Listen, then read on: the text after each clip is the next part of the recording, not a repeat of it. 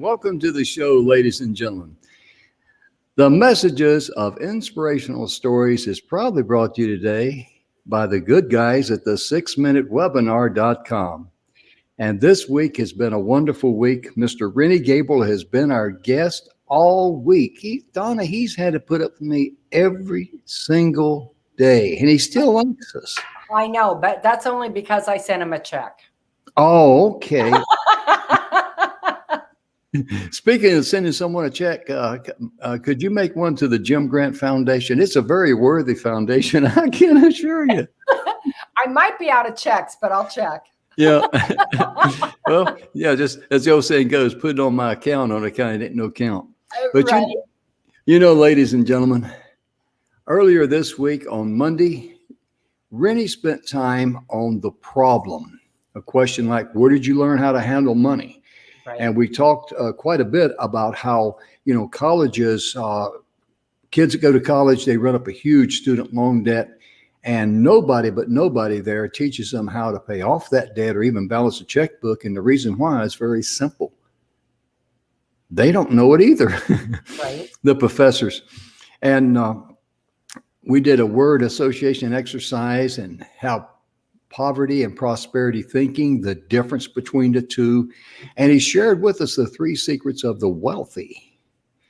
And then the second day, the solution, he came about, it's all about attitudes, talking about the big picture. And we were talking about it, and I mentioned counting cars with Danny, what's his name, Coker? Yeah, Danny Coker, the TV star, and they take these old cars in. And of course, Daddy doesn't like anything that's new. He likes 50s, 60s, 70s, older, and you know, and in the 80s, that's about where he, you know, draws a line. But when he brings in a car, he looks at the big picture.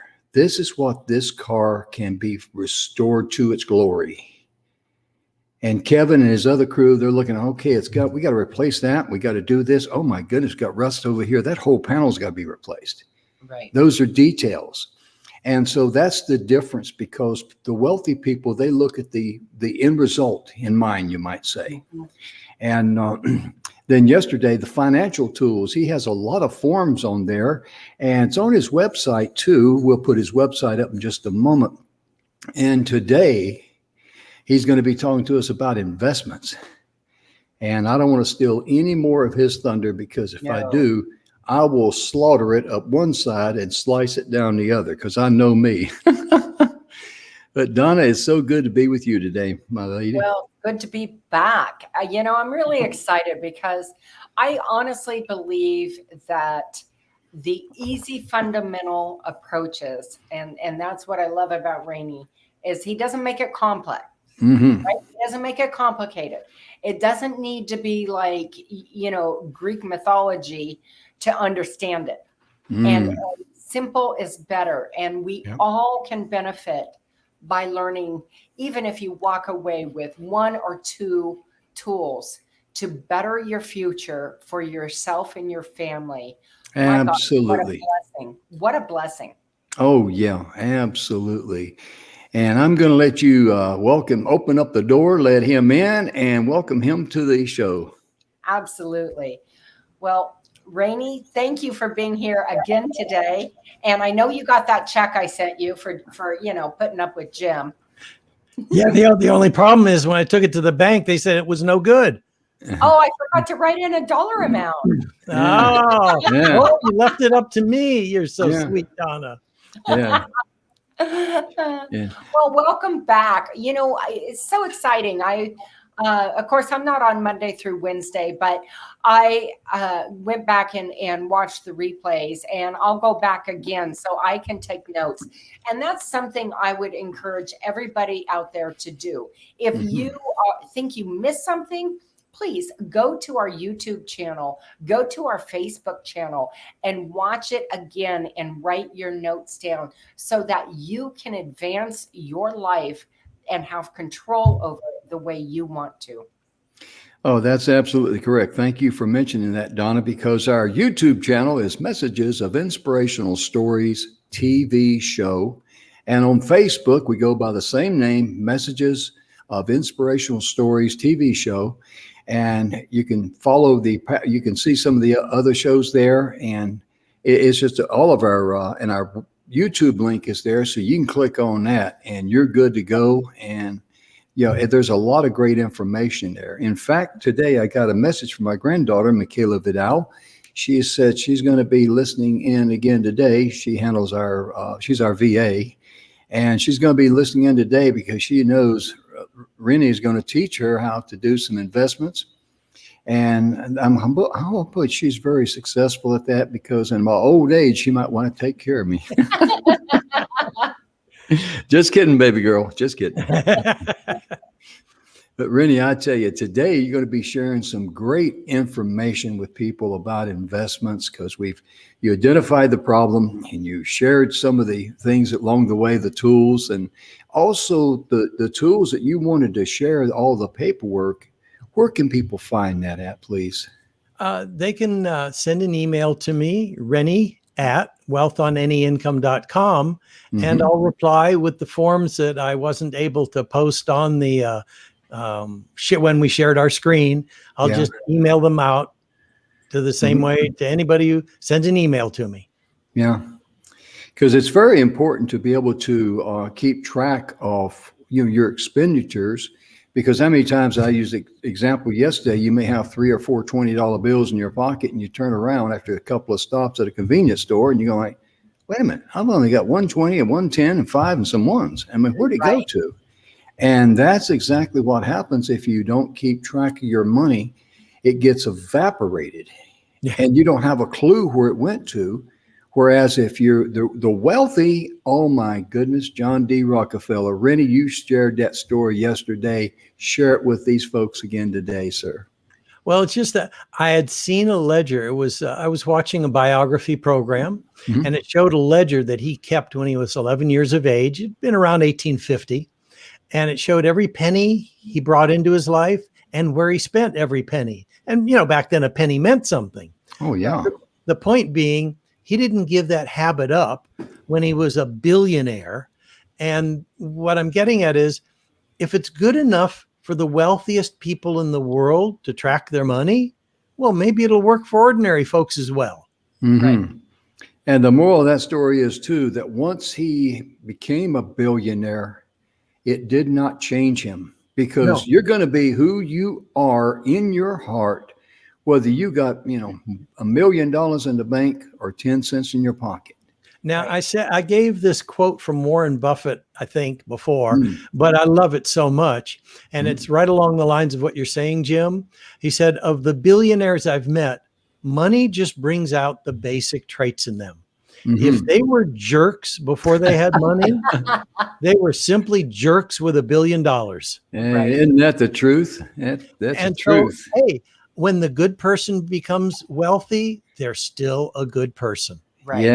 Yeah. I heard something one time. I think I shared this with Donna this morning. We were visiting on the phone, and I heard a reverend one time say that Satan will only tempt you with what you store in your heart. And I thought about that, and I'm going like, powerful. Yeah, ooh, that was a wake-up call, because he's never tempted me to rob a bank or do drugs or harm someone. Yeah. But what he does tempt me with, oh my gosh, that rascal knows how to push my hot button. I wish he'd leave me alone. Plumb aggravating. So before we go into today's program, Rennie, when we had visited before the show last week, I believe it was, we had talked about, and if you've already covered this, please feel free to interrupt me. But we talked about a Starbucks. We might have covered it, but I don't remember. But I think it had to do with someone who sets aside. Oh, you're right. You and I talked about it, but I don't know if Jim and I did. No, it was you two. What I did is a calculation to say, if someone sets aside $10 a day, which would be, a muffin and a nice cup of something foo-foo at Starbucks, $300 a month. That's $360 a year. Well, in 30 years, that would produce about $1 million portfolio. Yeah. Yeah. $10 a day Mhm. wasted, and you've Yeah. lost $1 million down the road.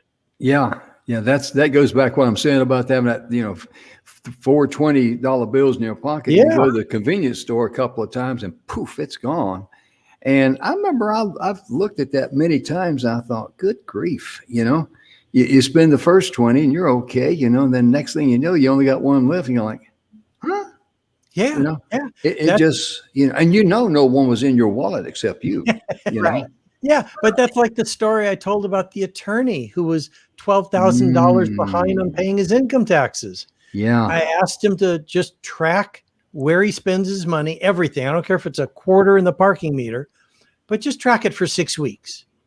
And when he thought he'd spent $600 a month eating out, when he tracked it, he realized it was $1,600 a month. Wow. Mm, That's $1,000 a month. He literally ate what he needed to pay all his income taxes. Right. mhm. Right. And You know, and so it's so clear how lives can transform when you have information. I mean, Overeaters Anonymous says, write down everything you put in your mouth, because same thing. each Yep. item does count. Mhm.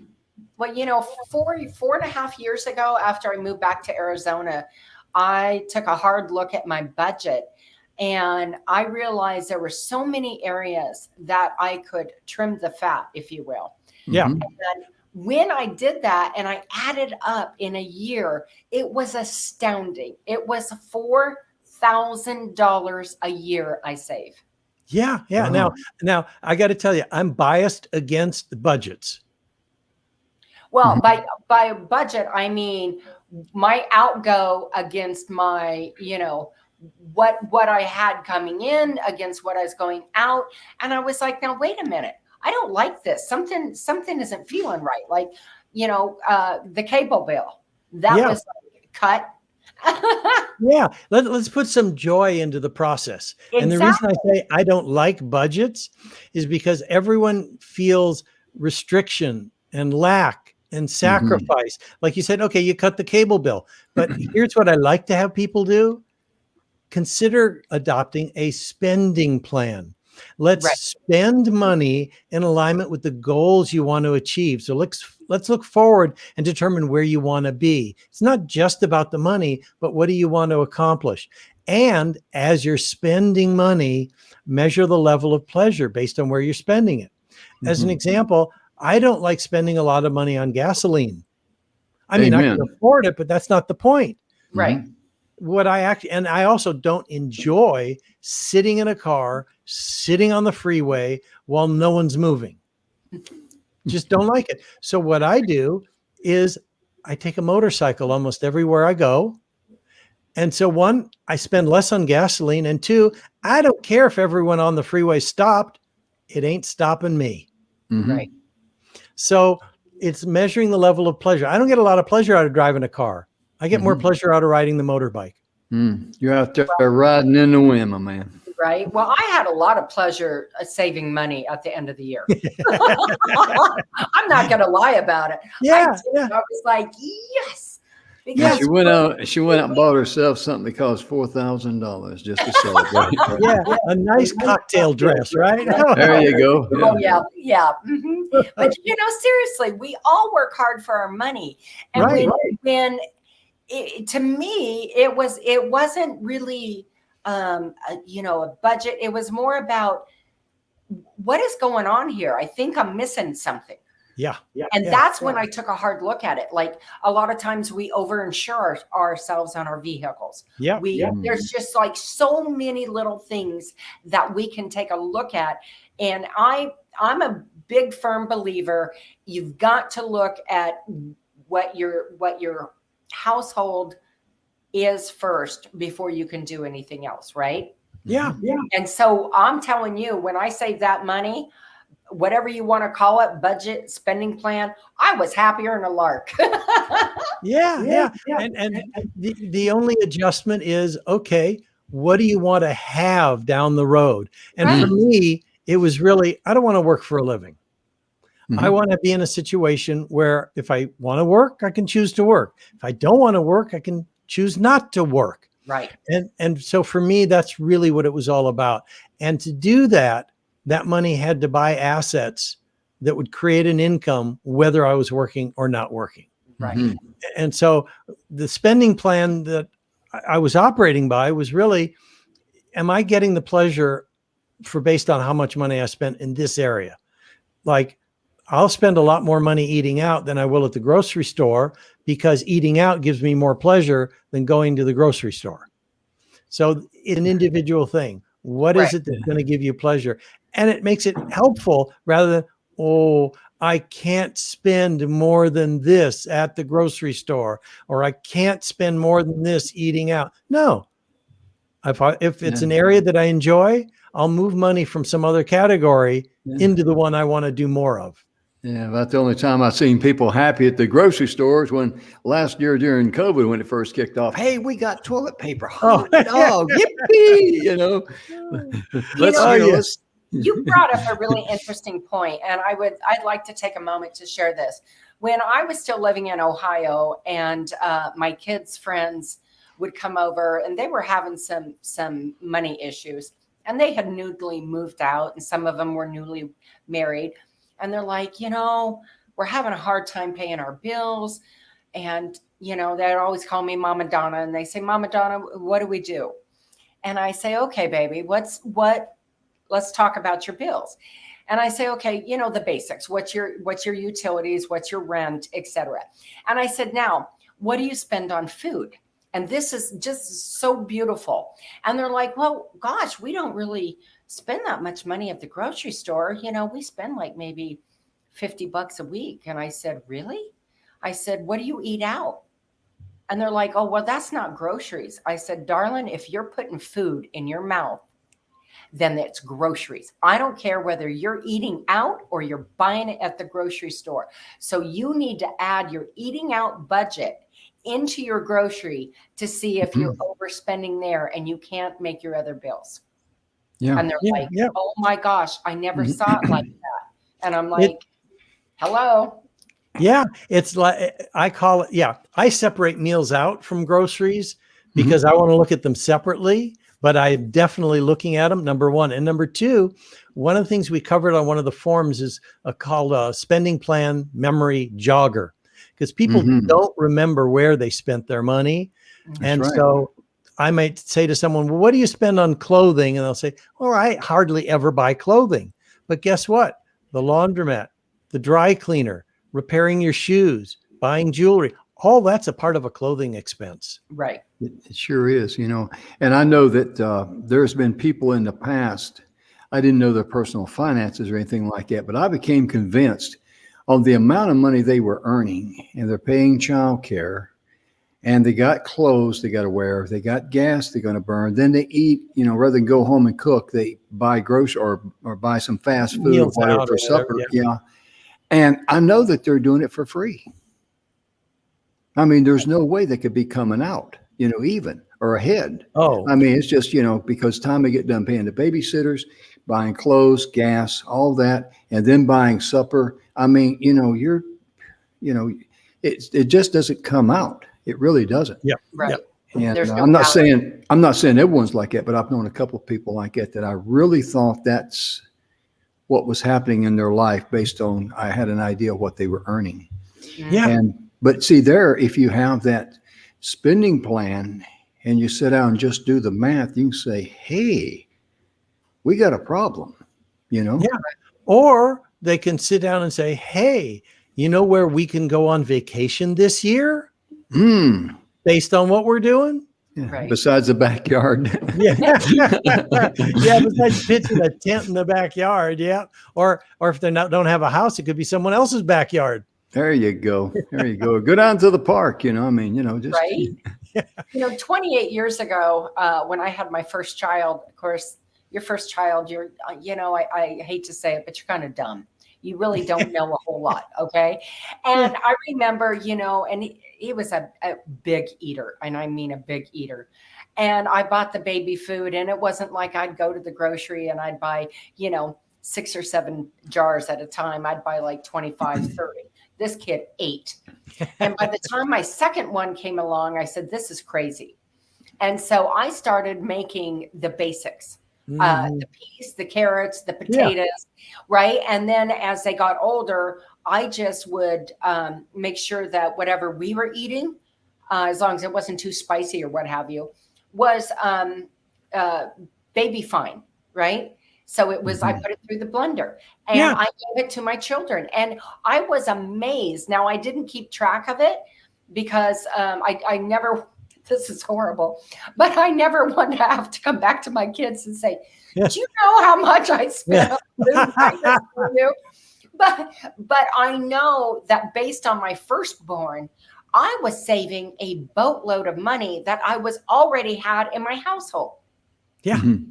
Yeah, no, Yeah. you're absolutely right. There's so many ways. As a matter of fact, the AARP magazine, a newspaper, just was delivered to my house the other day. I am over 55, and it Yeah, had 90. Yeah, I know it's a shock. 99 ways to save money. So the AARP supports people in how to handle their money effectively because so many seniors are struggling. And you right, know what? I'd have been in the same boat if I didn't change the way I was handling money when I was Mhm. 50. I'd be one of the people hoping their foundation would send me some money too. right, Mhm. That's right. But I'd rather be sending money to their Yeah. foundation instead of receiving it from them. right, And one of the ways you changed your life was through investments. And that's what we want to cover some Yes, today, because yes, investments is where this is when you get ready to climb that ladder one rung at a time, move on up. exactly. So the three secrets of the wealthy is what we've been mentioning. And the Mhm. first one that you spoke about, Jim, was attitude, which is Mhm. so important because if you don't have the right attitude, you're not going to put the tips or techniques or knowledge to use. So the second thing is the forms. And we covered a lot of those forms yesterday in terms of income and expense, balance sheet. And when you're looking at the balance sheet, are you looking at the assets that will generate an income? Your car isn't going to generate an income, but your accountant calls it an asset. So what? If you want to stop working for a living, you got to know what assets are going to produce an income. Like Warren Buffett again says, if you haven't learned how to make money while you sleep, you'll be working the rest of your life. right, Mhm. So on the forms, you want to look at how close you are to complete financial choice by finding the assets that will produce an income. Today, we're going to talk about the I of AFI, attitude, forms, and investments. And the investments are so varied. And I have fun with this, and I'll give you why I have fun. So I'll put both of you on the spot and ask you to name three different types of real estate investments you could make. And so that's three each. So Jim, you come up with three. Donna, you come up with three. Let's see if you can Okay. do it. Well, okay. how about apartment buildings? That'd be an Okay. investment. That's one. Commercial. And Commercial. Okay. Mhm. That's two. We got to come up with a total of six. Oh boy, is there six different types of them? No, there's No. dozens. Yeah, yeah. There's Yes. dozens, yeah. Okay, so Land. single family, land, yeah, Okay. Right. Okay. Single family house for an investment. So we got apartments, Mhm. single family houses, commercial. Mhm. Land. land, Yeah. Raw land. Okay. Mhm. Mhm. We're up to four now. Oh, And yeah. look how you're struggling. right? Yeah, yeah. Okay. So let me tell you how many different things there are. So we covered houses and apartments. There's Mhm. board and care facilities. There's assisted living facilities. There's Oh, self-storage facilities. There's oh, fixing and yeah. flipping. There's hotels, motels, trailer hotels and resorts. There's raw land that we mentioned. There's Right. trust deeds, which is another way of investing in real estate. Triple net. We just lost Rennie. I'm sure he'll be right back. Could have been a technical difficulty, but I'll tell you right now, Donna, when he starts talking about the different types of ways of investing, goodness, he's right on there. And for you folks that wanted the forms and stuff, Rennie's website is wealthonanyincome.com. And his email, I was going to have him check this before he got bumped off there, but his email is Rennie at wealthonanyincome.com. I And believe we that's don't know if, correct. hmm? I believe that's correct, Jim. Yeah. Yeah. Now we understand technical difficulty, and we'll cover a few more things in just a moment because I remember the very first time we were training to do the TV show on E360 TV, to go through the process. This is what you do, yada, da, da, da. And all of a sudden, they lost me. I was gone. And everybody's wondering, like, where did Jim go? And I am not making this up. I'm sitting here right now, or right then, just like I'm right now. And there was a lady coming down the road here, and evidently she was on her cell phone, and she veered off the road. And you know those little green canisters. I'm talking about Rennie. Now he's back. I was going to finish my story here. Up off. Yeah. And how far did I get through the list of about 24 different real estate investments? Well, you got down to, I tell you what, we'll go back. Over. Yeah. Okay. Let me just finish my little story real quickly. Anyway, she rented one of those big tin cans, green canister deals for the AT&T. She took that out. So that's what knocked me out. So technical difficulties going to happen. So we mentioned raw land. We mentioned apartment buildings. Yep. We mentioned single family housing.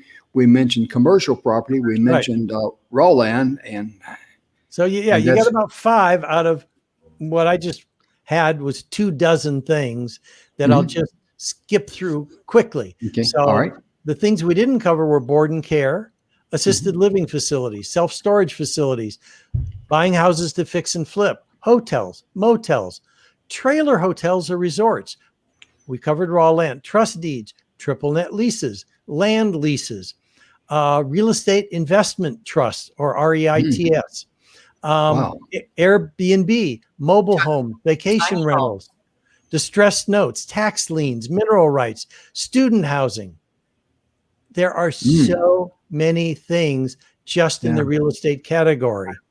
And the whole point of that is I have 2 mature people here, and between the 2 of you, you're able to come up with 5. And that was on a good day. Yeah.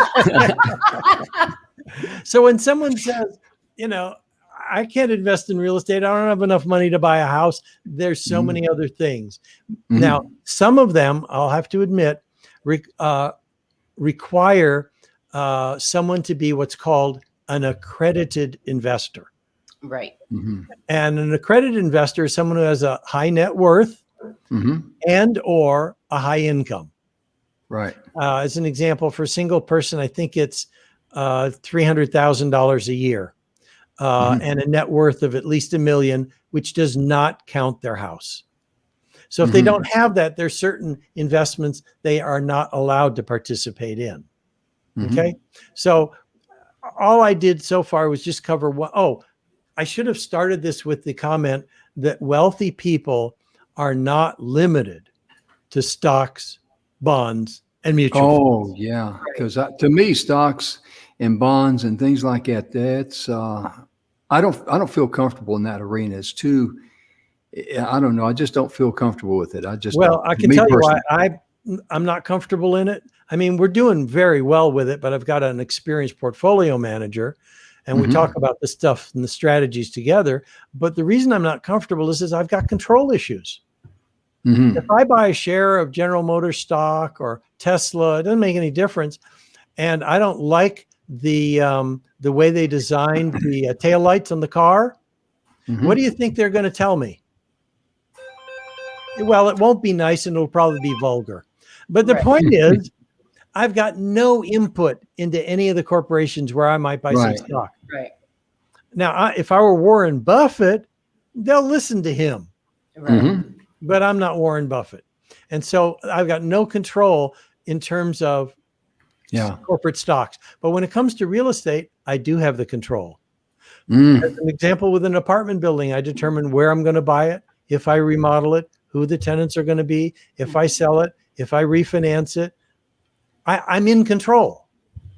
And that's the key for wealthy people, is that they are in control of their investments. So I was just talking about real estate alone, but in addition to that, we ought to talk about the concepts of compound interest or compound earnings, because a lot of people think it's the same thing and it's not. Okay. As an example, when you go to the bank and you deposit money or you buy a corporate bond, what do they pay you? Compound interest. Yeah, they pay you interest. That's it. Okay. So let's say you buy a corporate bond from Tesla. They issue some bonds, you buy a bond, they pay you some interest, and the Tesla stock triples in value. What does that do to your bond? Makes it grow. Yeah. No, does nothing to it. Doesn't. You loaned them $10,000. They issued a bond for $10,000. Their stock triples in value. When the bond matures, you get $10,000. Oh, got you. Yeah, because it's locked in. Exactly. So there's no growth opportunities with a bond. Now, the only way that works good is if not, and not really, but if they tanked, you would still have that money. No, because when people bought Continental Airlines bonds and Continental Airlines declared bankruptcy, the bonds were worthless. Got you. They couldn't pay them. But right. Bond prices fluctuate. If interest rates rise, then the value of the bonds can fall because now the bonds are paying a higher interest and you may have bought one at a lower interest. And the flip side of that is if interest rates fall and you've got a high interest bond, the value of the bond increases. But that has to do with interest rates. It has nothing to do with the performance of the company or the municipality or the government that issued the bond. And again, you don't have any control over that. No, you got no control over that at all. Yeah. So let's talk about and there's all sorts of different ways of financing or structuring real estate purchases, everything from seller financing to wraparound trust deeds, shared appreciation, or borrowing money from the bank or a hard money lender. Anyway, the whole point is real estate has so many facets. Now, one of the other things that I want to talk about in terms of investments are qualified retirement plans. Most people are familiar with IRAs, whether they're the traditional or the Roth. Right. But if someone has a business, there are other things available to them as well. There's profit sharing plans, there's money purchase pension plans, there's regular pension plans. And the advantage to those things are the money that goes in is a tax deduction, not on the Roth IRA. And the money as it grows is being deferred from taxation. Correct. Which means if you pay taxes along the way, you end up with less down the road. As an example, if you put $10,000 out and you earned 8%, 30 years down the road, if you paid your taxes along the way, you'd have like, $40,000, $50,000. Each year you pay taxes. But if you set $10,000 and let it grow without being taxed, just this one $10,000 amount, 30 years down the road, 8% interest, you'd have $100,000. Now, if you're in the same tax bracket and you pulled it all out and paid all your taxes, you'd have $70,000. Where before you might have had 50 because you paid your taxes along the way. Just deferring taxes creates more money down the road. So that was just another one of the concepts I wanted to talk about. So tax advantage investing can be done with a Roth IRA. It could be done through annuities. School teachers have 401. What do they have? 401c plans? Yeah, something like that. Yeah. Deferred annuities. Anyway, one of the things that we talked about on a previous day was to focus on investing before you focus on paying off credit card debt. Yes, I was wondering, I wanted to go into that a little bit more because all the gurus out there, the only thing that they have to tell you is just pay off your credit cards, get out of debt, pay off your credit cards, And that's because these people, they were either born with a silver spoon in their mouth or at least one, plated with pewter. I mean, Rennie came from the poor side of town because 35 years ago or whatever, I don't think Rennie minds me sharing this story, but I share it. Yeah, he was broke. I mean, When I say the post side of town, I'm talking about the post side of town, because if you have to go out and collect aluminum cans and bottles and things of this nature on the side of the road or wherever you can find them at, to take to the recycling center to sell them, to be able to buy food to put on the table for your children. Ladies and gentlemen, that's poor. Right. Yeah. I And know what it's like to have yeah, no money. yeah. And that's why when Rennie talks about, hey, don't worry about paying off your credit card, start paying yourself first.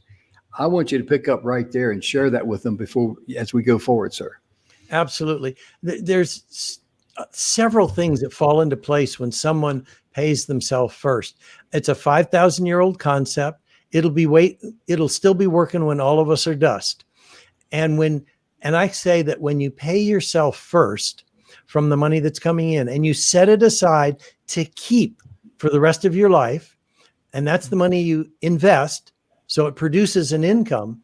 What I'm saying is you're treating yourself like you matter. Right. It's Amen. like when you're on an airplane and the flight attendant says, parents, put your oxygen mask on first before you take care of your children. That's what it's all about. Mm-hmm. Mhm. You pay yourself first. You treat yourself like you deserve to matter. You put yourself first in line for the money you're working so hard for. So at some point in time, you don't have to work if you choose not to. Right. Mhm. So that's the concept of pay yourself first. It's 5,000 Mhm. years old. Yeah. One of the things that also happens when you do that, and it was so fun to see this when I was working with a psychologist. I used to work with a lot of psychologists and therapists as clients. And I said to her, she was earning 90,000 a year. And I said to her, I want you to start paying yourself first. When a tenant gives you a check, she was making $90 an hour, whatever it was, take $9 and just set it aside to keep. She said, yeah, but you know what? I can't do that. If I set aside some money, I won't have the money to pay all my bills. That's what she's telling me. Talking about 10%, $9, for gosh sakes, give me a break. But she promised me she'd do it. We got back together a month later, and she said, Rennie, I've been doing what you said. I've been setting aside money every time a client pays me. And you want to know the funniest thing that happened? I'm She making didn't. more money. Mhm. When she started treating herself like she deserved to own it, her income jumped from 90,000 a year to 120,000 a year. Mhm. Because she realized she wasn't just a conduit for the money. It wasn't coming in one hand and going out the other. Mhm. Some of it was sticking. And that Yeah. gave her the attitude, hey, if I earn more of it, if I earn more money, I'll have more money. Right. And I got to Amen. admit, with my first wife, it wasn't the ideal situation. I had the feeling, here was my attitude. It doesn't matter how much money I make, I won't have anything. And she Mhm. proved that to be right.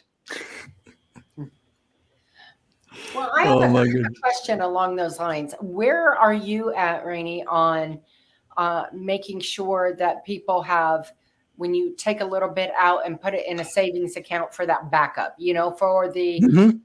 the unnecessary, oh my God, the tires got to go, Yep. or Oh, yeah. new Oh, compressor on the car, what have you. yep. Jim and I spoke about that yesterday, actually. What I said Mhm. is there's the perfect formula for a young person.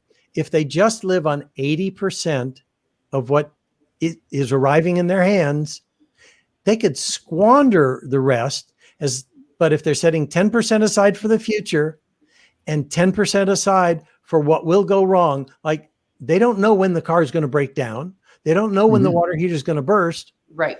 They may not have planned for the property taxes or the Mhm. back to school clothing.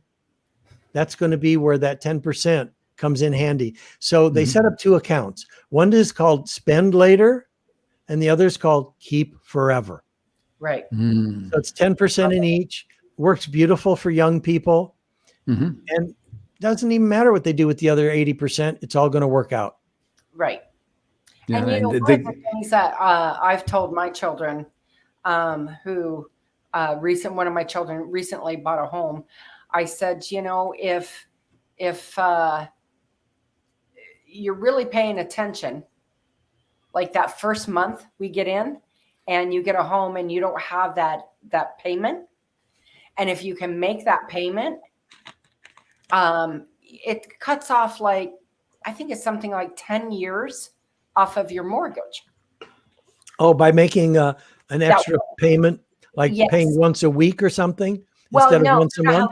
you have that first mortgage that when you get in your home, that first month, you usually don't have the mortgage payment. It's That's correct. following. Yes.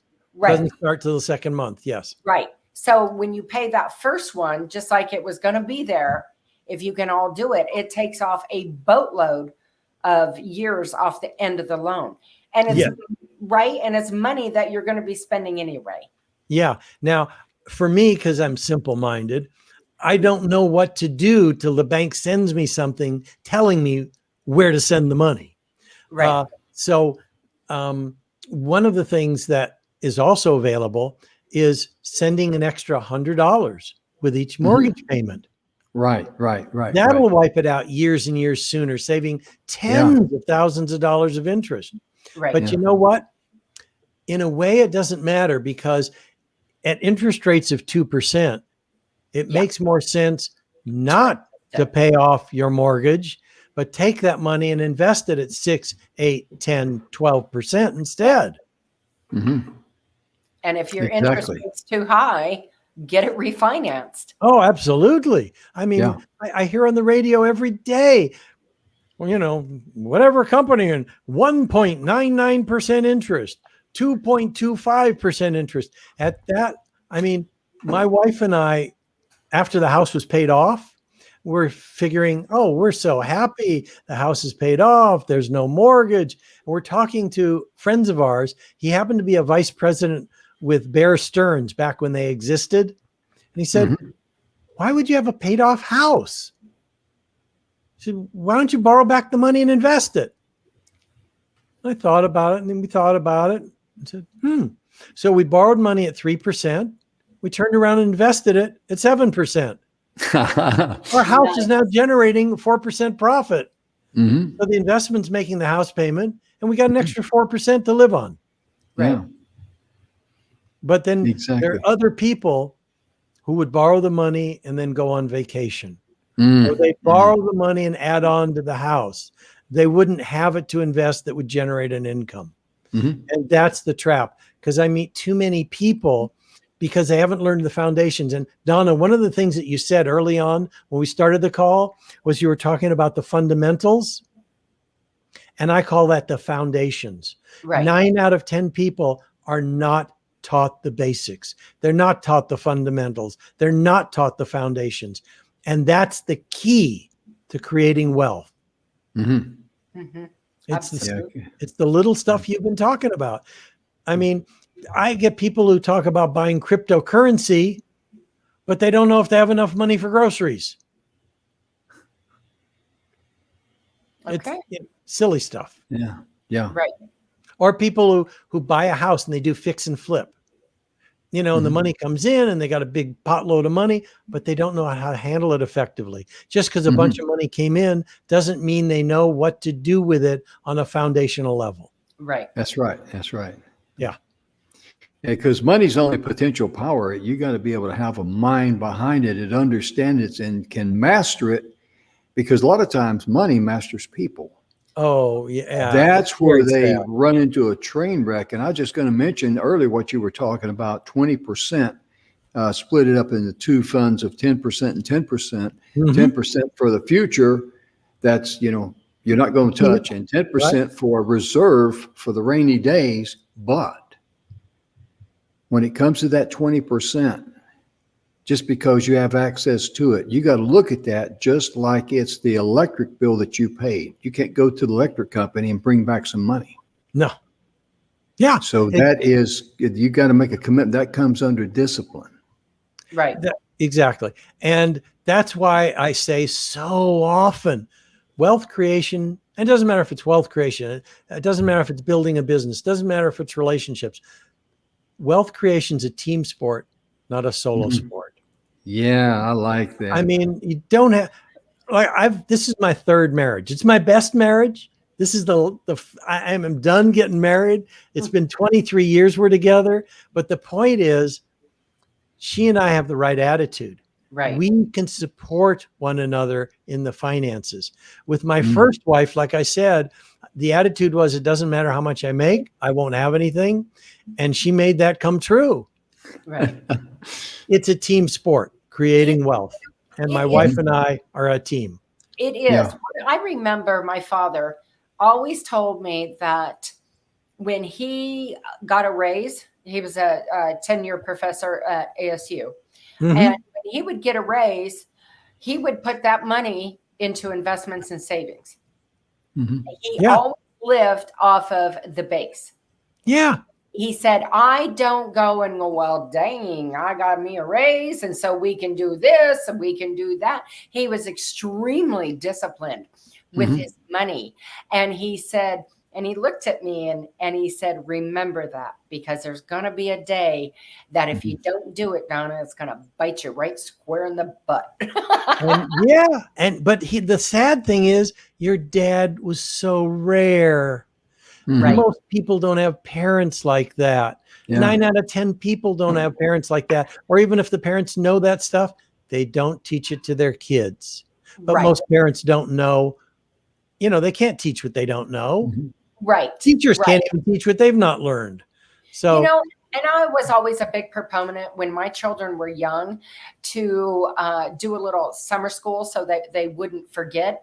And it would involve things like, just reading, writing, arithmetic. But what I would do in the arithmetic is we would see what was on sale when we go to the grocery. mhm.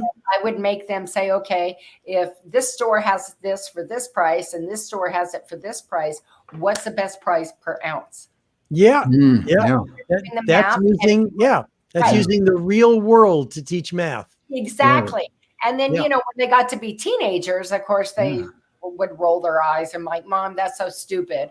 Yeah. I don't know why you're so excited over saving 5 cents a gallon Yeah. on gas or 50 cents on that coupon. And I started laughing. And I Mhm. said, because darling, what you don't understand is no, the 50 cents or the 5 cents a gallon isn't going to break me. But at the end of the year, when all that adds up, it hits over $1,000. Oh, Exactly. yeah. Yeah, and you don't You know, want to lose Donna, $1,000. And yeah. and when you're talking about your dad, Donna, it reminded me of Jay. I believe your video just froze there. Your Frozen. connection there. Yeah. Oh, okay. Do you remember Jay Leno from The Tonight Show? Oh, Oh, yeah. yeah. Yeah. Okay. What your dad did reminded me of Jay Leno. Jay Leno said, this network could cut me out of this show at any point in time. And he never lived on the income that what was it, NBC paid him? Yes. He NBC. lived on the income from doing comedy clubs because Right. he was always performing in comedy clubs. That was Mm. the income he lived off of. And the income he got from the TV show, he would make investments with. And he has the most amazing fortune in antique cars. Oh, yeah. He is. Oh, yeah. He's Oh, cars yeah. out the zoo. He's my kind of people. He likes wheels. Yeah. Donna, I think we got a comment, don't we? We do. Michaela Vidal commented, and I love this. She said, I didn't learn the basics until I took a business class in college. Even then, I'm still learning about stocks, bonds, etc. Yeah. And so she picked a class in college Correct. where she could learn something. But unfortunately, most people don't get a class like that in high school yeah. or college. Oh, yeah. Well, and like you said, you have a secure portfolio, but you have a great investor. Yeah, I have a portfolio manager. As a matter of Right. fact, he sent me a text today say, I want to talk about what's going on in the markets. Let's plan on what we're going to be doing and how we're going to be handling it. Mhm. We're very proactive in terms of what we're doing with covered call option writing. We collect tens of thousands of dollars a month in premium income from covered calls. And sometimes we make a mistake and the stock is taken away from us. And when it drops, we'll rebuy it. But the point is we're generating a lot of income from the portfolio. Instead of just sitting around and waiting to earn 10% a year, we're earning like 3% a month. Yeah. Nice. One thing I learned about stock prices and all that, I remember back in 1998, this is a long time ago, of course, but the price for crude oil was $12 a barrel, 55-gallon barrel. Yeah. And everybody understands, hey, if it's low, we buy. Yeah. Because the price is going to go up. But the experts knew that when the price got real high on those options, they would sell there. Mm-hmm. And they would wait till the price dropped down, and then they would buy, and it was the reverse. Yeah. The earnings were the same. It's a very fair system. For every dollar lost, somebody's going to make a dollar. That's right. But it's also very risky because you're not in control. That's but correct. The concept is people understand if they buy low and it's going to go high, they'll sell it and make money. But they did not know, most of them didn't know that if you sell high, you could buy when it drops down to low and still make money. That's correct. And so that's the actions or our activity with the portfolios that we have. Yeah. Yeah. And, I'm not doing it alone. I got a portfolio manager who's fabulous. He'll spend, let's see, 4-6 hours a day on the computer, and he likes it. That would drive me nutty. There's no way in the world I could do that. Right. And I would highly recommend to anybody out there who is looking to invest, make sure, and correct me if you, Jim and Rennie, if you think I'm wrong, but do your due diligence on your investor, because there's a lot of people who, quite frankly, will tell you what they want to hear, but when what you want to hear. Right. Yeah. When they invest the money, it's costing you more in the end than what they're really saying, because it's a lot of fancy talk. Yeah. That's a perfect lead in for one of the things I wanted to talk about today, which is avoiding investment frauds and schemes. And the reason I wanted to bring that up is because too often people are taken advantage of when it comes to certain investments because they haven't done their due diligence. And one of the important things is to develop an investment strategy that you're going to stick with. And that's like the discipline that your dad had, Donna. But the point is, when you have a realistic strategy and investment goals that are a fit for your personality, then when a huckster comes along and you'll have a healthy skepticism. You're not going to be losing your money that way. And the goals have to fit, your investments need to fit your goals. And you want to have a professional advisor who doesn't, how do I phrase it? Who makes money if you make money. Right. Right. And that's the structure that I have with our portfolio manager. Yeah. There were months where if he didn't make money, he also didn't get paid. Right. Yeah. Yeah. But when he makes money, he's got skin in the game, huh? I was just going to say, skin in the game when they do it that way. Because we have a wonderful relationship with Aaron Hymas here at E360 TV, and he is working with me and Donna, and we're going to be doing some things, but he only gets paid if we get paid. Right. Mm-hmm. Yeah. And Donna, and when he said that, and he talked about the low percent, Donna immediately said, done. I mean, it was just like, it's like poking her rib. She just jumped and said, done. And I'm sitting there and I'm thinking, did I hear what I thought I heard, Yeah. And it's just really amazing. It really is. Because you go on your gut feeling too, don't you, Rennie, sometimes? Oh, yeah. You've got to trust the gut. I mean, I've spent a lot of time trying to develop the kind of intuition most women have. Because that gut feeling women have is always more accurate than any intellectual exercise. And, as an example, if someone calls on the phone, says they got this great investment for you, a guy will figure out, that sounds good. I think it's an intellectual exercise, and they give their credit card to someone on the phone, and that money's gone. Yep. Oh, yeah. But a woman's going to say, I don't know, this doesn't feel right. Well, guess what? They're right. Right. Yeah. So I've done my best to develop that same kind of intuition that women have. Mm-hmm. Oh, yeah. And, a lot of times I love it. A stockbroker will say, read the prospectus before you invest, but it's this thick. And so people don't read it. and they put out their money. And then when it falls apart, they want to blame someone. Well, one of the people they need to blame is themselves for not reading the prospectus, because it has to spell out those risks. Right. Yeah. And if they read those risks and say, oh, you know what? I really wouldn't be comfortable with that. Yeah. Then they can avoid it.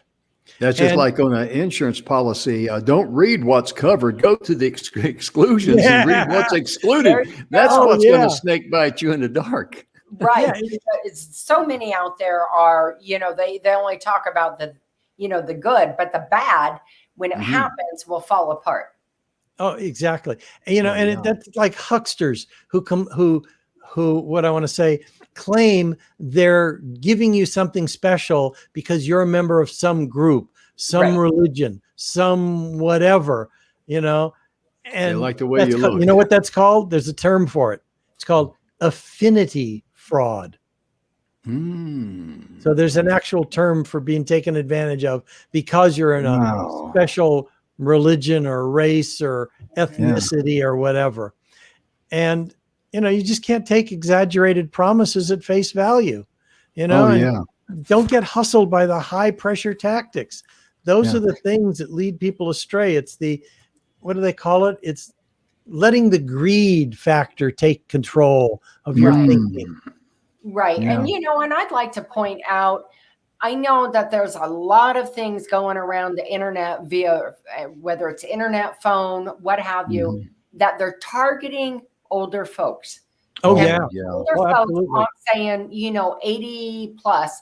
And, oftentimes when we're getting up into our 80s, we have a lot of medical issues. We have maybe some dementia, that kind of thing coming in. And so if you're in that, have a loved one in that category, have a good hard talk with them. Oh, yeah. They are shysters and they will suck that money out of your family member in a New York minute. Oh, yeah, because a lot of these absolutely. guys, they want you to make a decision and they want you to do it right now because this opportunity is going to go away. And I tell people, well, a real deal today is going to be a real deal tomorrow. Sleep on it. That's right. And you know what? And if that deal isn't around, there'll be another one. Right. Amen. The sun is going to rise tomorrow. Preach it, girl. Preach it. I love it.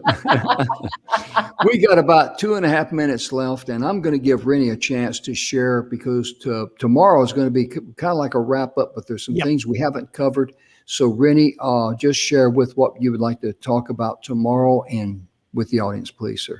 Well, one of the things that I was thinking of doing, and we can certainly change it, Jim, this is up to you, but I figured we'd review some of the things that we covered the first 4 days, where